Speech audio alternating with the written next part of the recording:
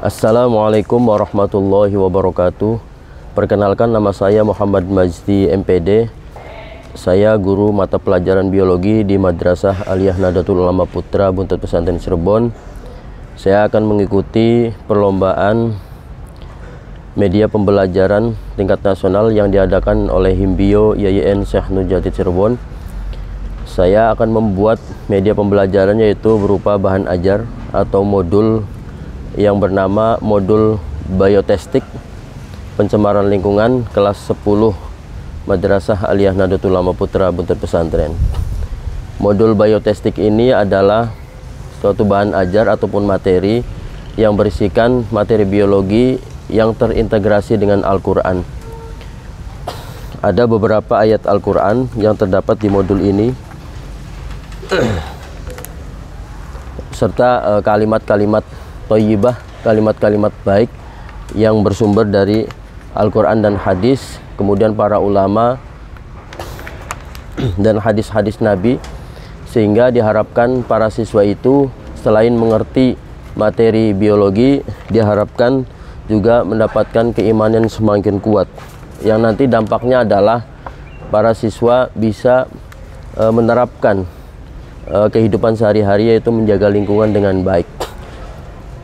Terkait dengan materi pencemaran lingkungan ini, diharapkan siswa itu bisa menjaga lingkungan sekitarnya, tidak membuang sampah sembarangan, tidak mengotori air, sungai, kemudian tidak menimbulkan polusi dengan membakar sampah sembarangan dan sebagainya.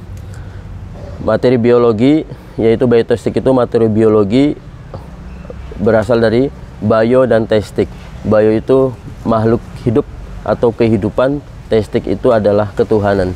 Diharapkan dengan kita mempelajari materi biologi ini, para siswa mendapatkan keimanan yang semakin kuat kepada Allah Subhanahu wa Ta'ala. Baik, nanti akan kita terapkan di kelas kepada para siswa bahan ajar atau media pembelajaran ini. Simak selanjutnya.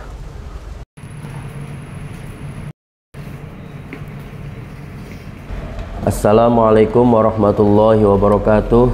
Waalaikumsalam warahmatullahi wabarakatuh. Alhamdulillahirabbil alamin. Wassalatu wassalamu ala asrofil anbiya'i mursalin wa ala alihi wasallam. Amma ba'du. Sebelum kita mulai pembelajaran, mari kita berdoa dulu supaya kita mendapatkan ilmu yang bermanfaat, berkah dan barokah dari Allah Subhanahu wa Ta'ala. Ala hadiniyah wa lakum yatin solihah. Al-Fatihah.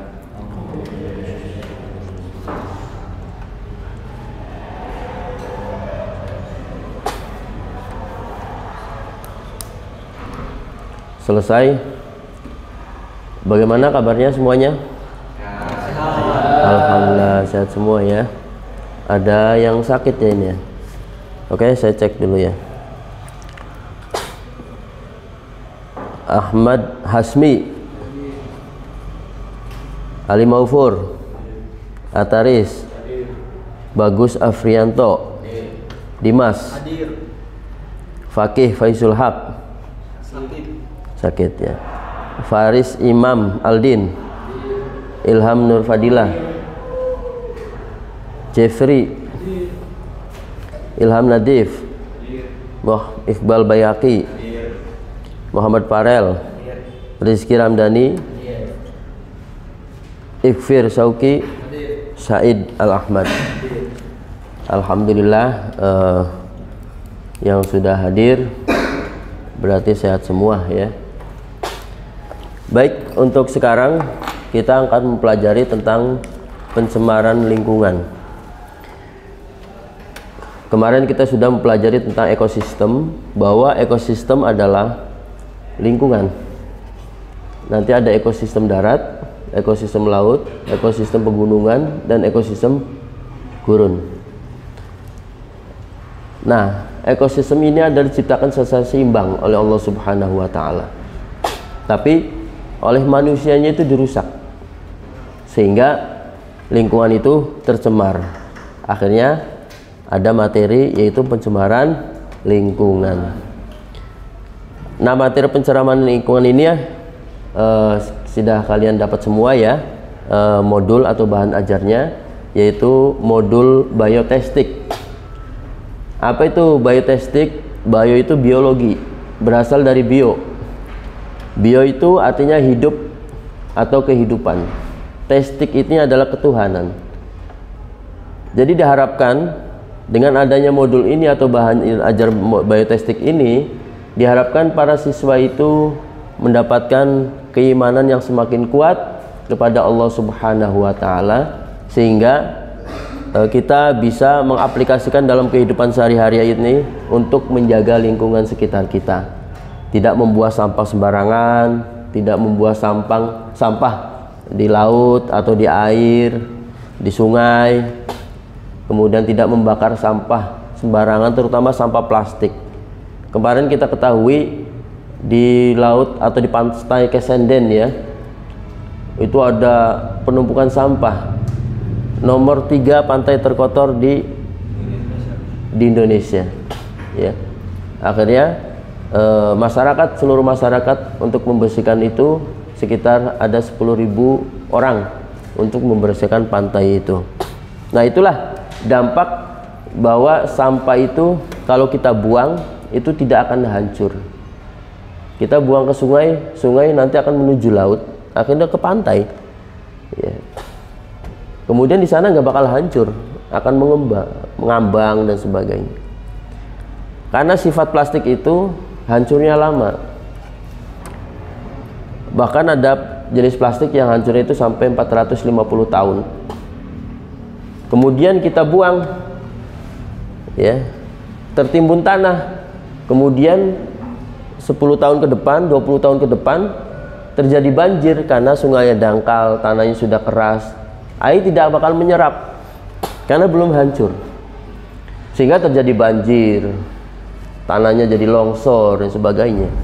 Makanya nanti di terakhir itu kita akan diskusi apakah membuang sampah-sampah plastik sembarangan itu bisa dikatakan dosa jariah atau tidak ya. Kemudian berbuat kerusakan di bumi ini hukumnya bagaimana ya. Kebetulan kalian juga para santri ya, calon kiai semua ya. Kalian juga jurusannya IPA, mempelajari biologi, diharapkan kalian bisa menjawab tantangan-tantangan seperti itu. Baik, silakan dibuka ya. Kerusakan lingkungan dan upaya pelestariannya ya, materi yang kita bahas ya. Al-Quran menyatakan bahwa zaharul fasadu fil barri wal bahri bima kasabat aydin nas liyudhiqahum ba'dallazi amilu la'allahum yarji'un. Telah terjadi kerusakan di darat dan di laut disebabkan karena perbuatan tangan manusia. Allah menghendaki agar mereka merasakan sebagian dari akibat perbuatan mereka, agar mereka kembali ke jalan yang benar ya. Jadi ayat ini menunjukkan bahwa Allah sudah memperingatkan kita manusia tidak berbuat kerusakan, karena dampaknya pasti ada. Dalam ayat ini pun dijelaskan agar mereka merasakan sebagian dari akibat perbuatan mereka. Kita buang sampah sembarangan di sungai, kita membuang bekas cucian piring dan sebagainya ke sungai, akhirnya sungai jadi tercemar, sungai jadi dangkal, timbulnya adalah banjir. Banjir siapa yang merasakan?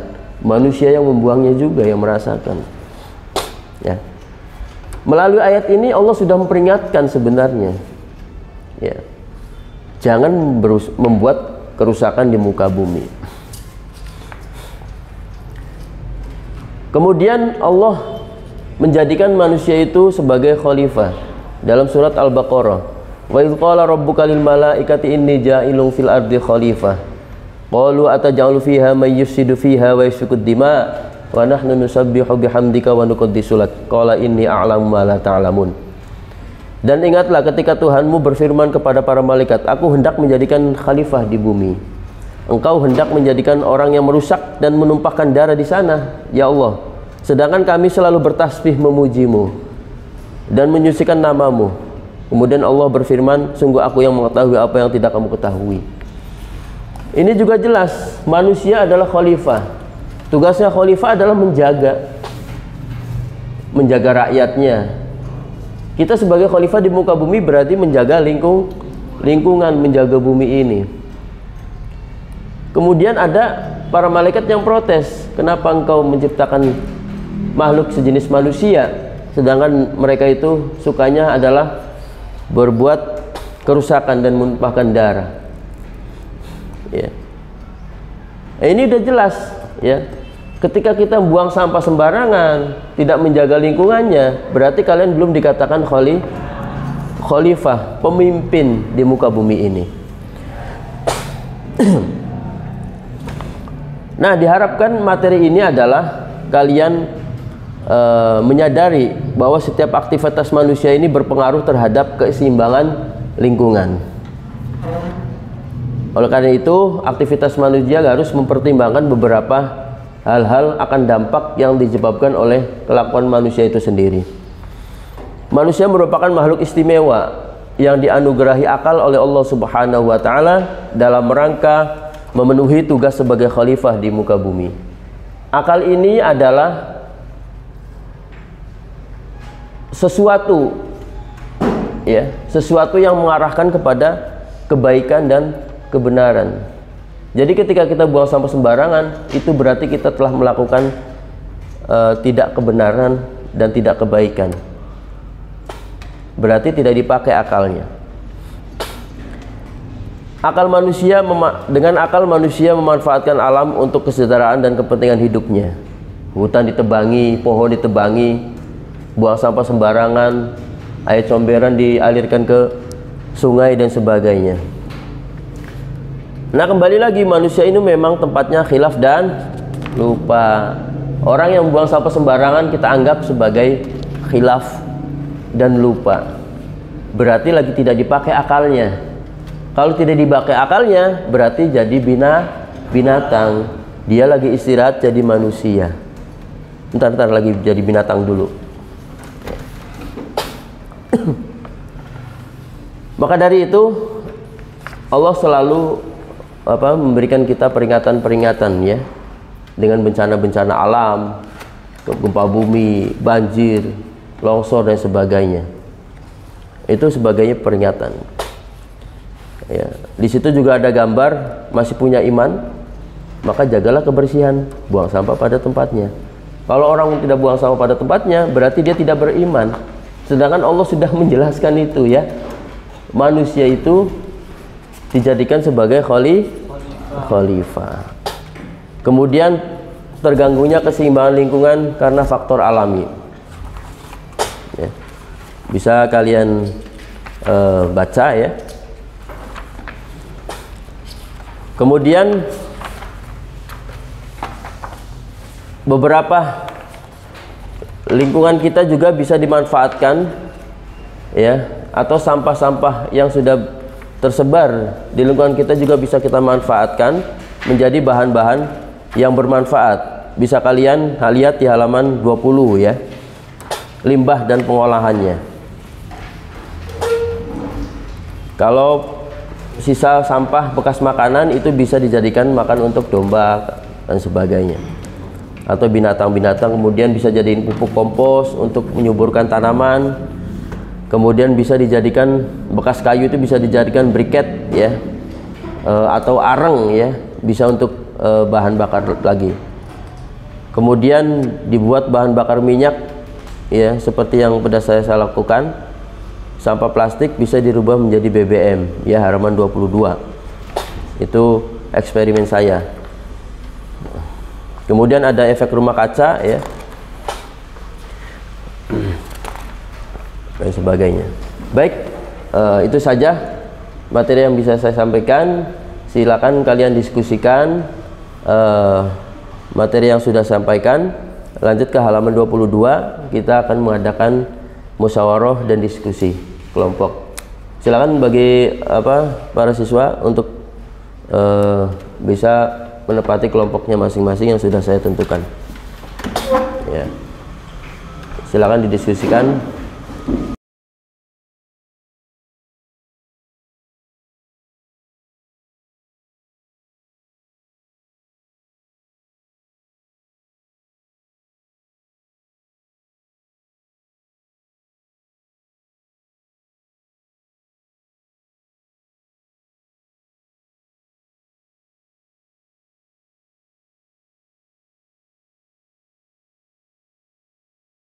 Baik, sudah selesai? Alhamdulillah. Sudah dapat jawabannya? Sebelum kita mempresentasikan hasil jawabannya, apakah ada pertanyaan? Ayo, siapa yang bertanya? Oh iya, bagus. Silakan. Apa saja bentuk-bentuk bencana alam yang pernah menimpa umat-umat masa lalu di dalam Al-Quran? Apa saja bentuk-bentuk bencana yang menimpa orang-orang masa lalu di dalam Al-Quran? Oh, pertanyaan bagus sekali nih ya. Sampai saya bingung jawabnya. Sebelum saya menjawab, ya, apa dari kalian bisa menjawab? Silakan. Ya, Pak. Wah, luar biasa. Silakan. Jadi di dalam Al-Quran itu ada beberapa term yang bisa diidentifikasi sebagai bentuk bencana alam yang pernah menimpa umat-umat masa lalu. Di antaranya adalah yang pertama itu Ar-Rafah. Sebagaimana dalam firman Allah itu yang artinya lalu datanglah gempa menimpa mereka dan mereka pun mati bergelimpangan dalam rumah mereka. Kemudian itu ada Sa'iqah yang dalam firman Allah yang artinya dan adapun kaum Samud mereka telah kami beri petunjuk tetapi mereka lebih menyukai kebutaan atau kesesatan daripada petunjuk itu, maka mereka disambar petir sebagai azab yang menghinakan disebabkan apa yang telah mereka kerjakan. Kemudian itu ada Saihah yang artinya kemudian suara yang mengguntur menimpa orang-orang zalim itu sehingga mereka mati bergelimpangan di rumahnya. Selanjutnya ada Zalzalah sebagai firman Allah yang mana artinya apabila bumi diguncangkan dengan guncangan yang dahsyat. Kemudian ada bumi terbalik yang dalam firman-Nya Allah itu artinya maka ketika keputusan kami datang kami menjungkir balikan negeri kaum Lut dan kami hujani mereka bertubi-tubi dengan batu dari tanah yang terbakar. Kemudian ada banjir dan hama sebagaimana dalam firman-Nya yang artinya maka kami kirimkan kepada mereka topan, belalang, kutu, katak, dan darah atau air minum berubah menjadi darah sebagai bukti-bukti yang jelas, tetapi mereka telah menyombongkan diri dan mereka adalah kaum yang berdosa. Kemudian ada angin puting beliung sebagaimana dalam firman Allah yang artinya maka adapun kaum Samud mereka telah dibinasakan dengan ura yang sangat keras, sedangkan kaum Ad mereka telah dibinasakan dengan angin topan yang sangat dingin. Allah menimpakan angin itu kepada mereka selama 7 malam 8 hari terus-menerus. Maka kemudian melihat kaum Ad pada waktu itu mati bergelimpangan seperti batang-batang pohon kurma yang telah kosong atau lapuk. Bagus, tepuk tangan ya. Ini luar biasa ya. Sebelum saya menjawab udah dijawab dulu ya. Itu jawabannya ya, bisa dimengerti ya? Baik. Ada yang bertanya lagi? Silakan. Ya, silakan. Apa arti dari lingkungan dan arti dari pencemaran? Arti dari lingkungan dan arti dari pencemaran. Oke. Baik, itu pengertian dasar sekali ya. Tapi banyak yang nggak fokus ke pertanyaan itu ya. Pertanyaan dasar tapi disepelekan ya. Apa sih pencemaran itu? Apa sih lingkungan itu ya? Kita sering menyebut lingkungan rusak dan sebagainya, tapi apa sih pengertian lingkungan itu? Tercemar. Tapi apa pengertian tercemar itu? Ada yang bisa menjawab sebelum saya? Oh, silakan. Adalah segala sesuatu yang ada di sekitar kita. Lingkungan terdiri dari komponen abiotik dan komponen biotik. Komponen abiotik adalah segala yang tidak bernyawa seperti tanah, udara, air, iklim, kelembapan, cahaya, bunyi, dan sebagainya. Sedangkan komponen biotik adalah segala sesuatu yang bernyawa atau makhluk hidup seperti tumbuhan, hewan, manusia, dan mikroorganisme. Sedangkan pencemaran adalah berubahnya tatanan lingkungan oleh kegiatan manusia dan proses alami sehingga mutu kualitas lingkungan turun sampai tingkat tertentu yang menyebabkan lingkungan tidak dapat berfungsi sebagai mestinya. Tepuk tangan.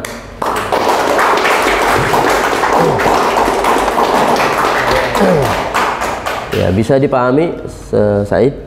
Bisa ya. Oke, terakhir, pertanyaan terakhir. Oh, silakan.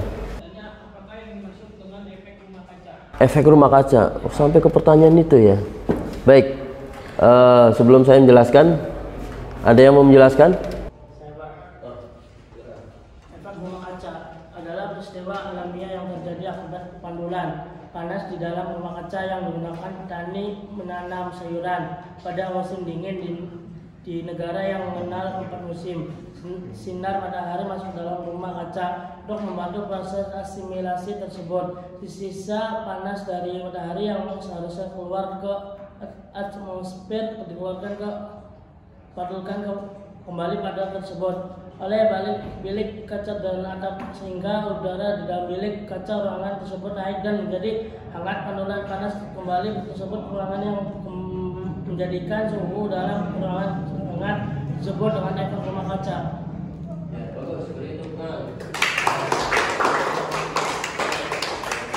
Luar biasa ini ya, aktif semua, alhamdulillah. Bisa dipahami efek rumah kaca ya. Baik, selanjutnya presentasi hasil diskusi kelompok. Saya akan meminta kepada 2 kelompok saja ya, silakan untuk kelompok 2 dan kelompok 4. Kelompok 2 dulu, silakan maju. Saya dari kelompok 2 akan membacakan atau menjelaskan hasil diskusi dari pertanyaan bagaimana hukumnya manusia yang melakukan kerusakan di bumi. Itu dari kelompok itu tuh mendiskusikan itu haram karena Allah sudah menciptakan bumi ini dengan seimbang, sehingga ketika manusia berbuat kerusakan di bumi ini maka bumi menjadi tidak seimbang. Ya, silakan kelompok 4. Saya perwakilan dari kelompok 4 akan menjelaskan hasil dari diskusi kelompok 4. Dari pertanyaan, mengingat sampah itu memerlukan waktu selama 450 tahun, apakah bisa dikatakan dosa jariyah bagi seorang yang membuang sampah plastik sembarangan tanpa adanya daur ulang kembali? Jawabannya ya, termasuk dosa jariyah, karena orang yang membuang sampah 10 tahun yang lalu kemudian ditimbun di tanah, maka akan menimbulkan kerugian bagi orang-orang atau masa-masa yang akan datang dan menimbulkan kerugian-kerugian. Ya, bagus. Beri tepuk tangan ya. Itulah materi tentang pencemaran lingkungan yang sudah kita pelajari, yang sudah kita bahas. Saya lihat tadi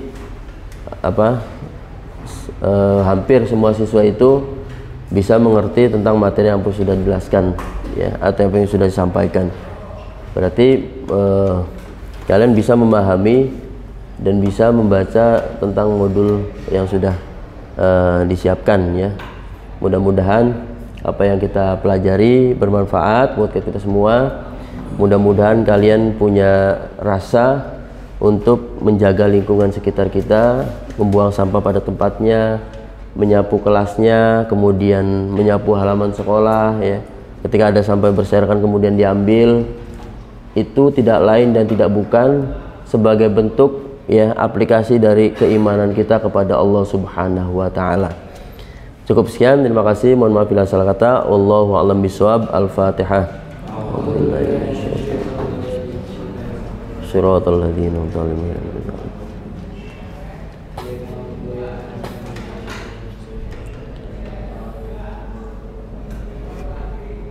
Wa'alaikum warahmatullahi wabarakatuh.